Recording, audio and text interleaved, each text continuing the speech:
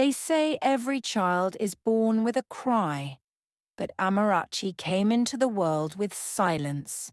The midwives in Umueze village said they had never seen a baby so quiet, her eyes closed tightly as though refusing to see the world she had been born into.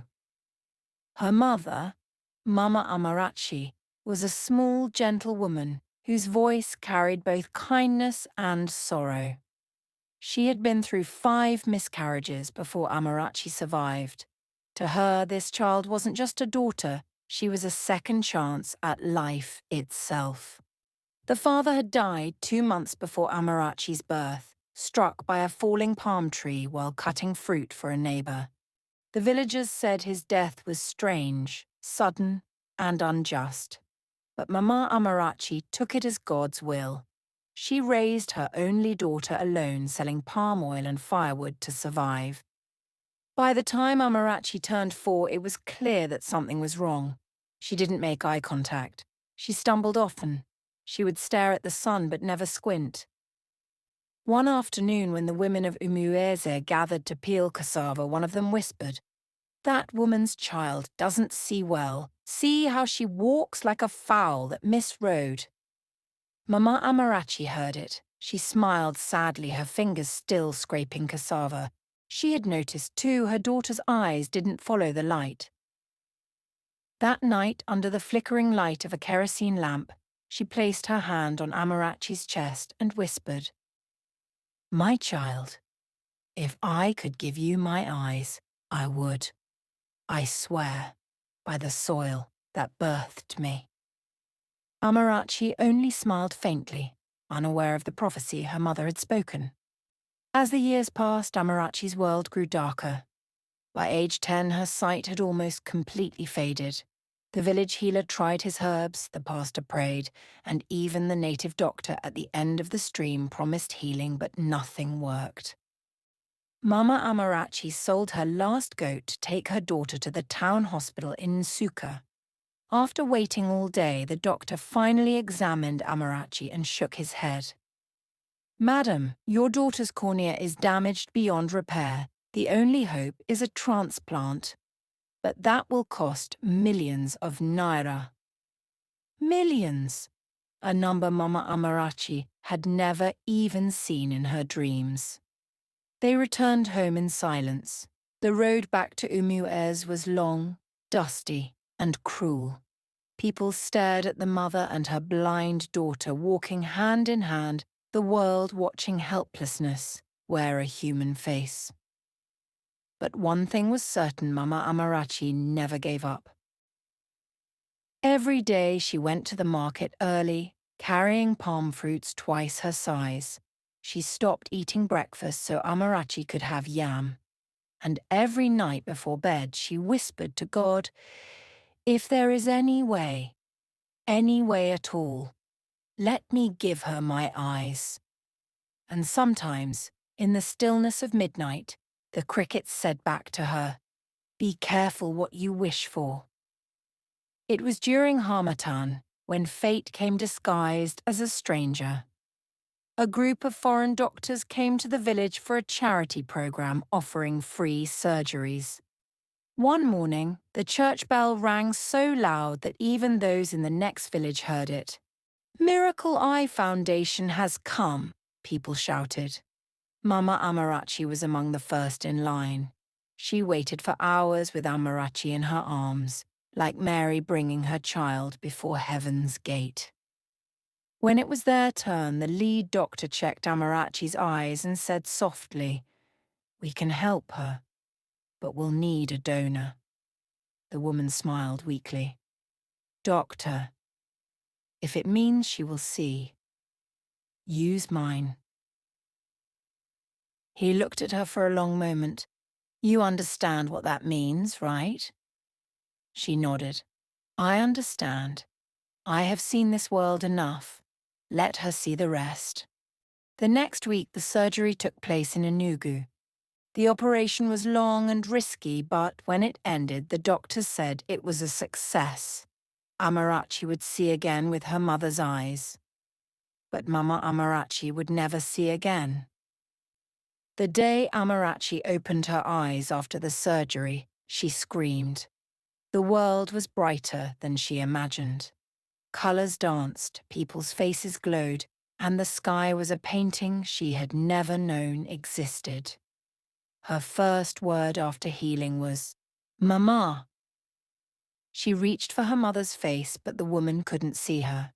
Mama Amarachi's eyes were covered in bandages, but her smile was wide. "Can you see me, my daughter?" she asked softly. "Yes, Mama. I can see everything." Tears ran down the blind mother's cheeks. That moment, that simple sentence made her pain worth it. The villagers rejoiced. The story spread like wildfire. Everyone said, "That woman gave her eyes for her child." But with time, praise turned to gossip. Some people whispered that she had gone too far. Others mocked her sacrifice. "If it's me, I will let my child be that way," one woman said. "Why should I go blind for my child's sake?" Still, Mama Amarachi didn't care. Her daughter could see, and that was enough. Years passed. Amarachi grew into a beautiful young woman with glowing eyes that everyone admired. Suitors came from nearby towns. She began to wear fine clothes, fixing wigs and using perfumes sent from Lagos by her friends. But in her new life of beauty, she began to forget. She no longer led her blind mother to church every Sunday. She complained that the old woman slowed her down. One day, while cooking, Mama Amarachi accidentally spilled hot water on Amarachi's new shoes. The young lady shouted in anger, "Mama, can't you see where you're going? Must you always ruin things?" The words pierced like a knife. The old woman smiled sadly, tears forming in her sightless eyes. "No, my daughter, I cannot see. That's why I gave you my eyes." But Amarachi turned away. Shame did not come that day, not yet. When a rich trader from Onitsha came asking for Amarachi's hand, the village rejoiced. The man was wealthy, well-spoken, and generous. But when his family came for the introduction, Amarachi's behavior shocked everyone.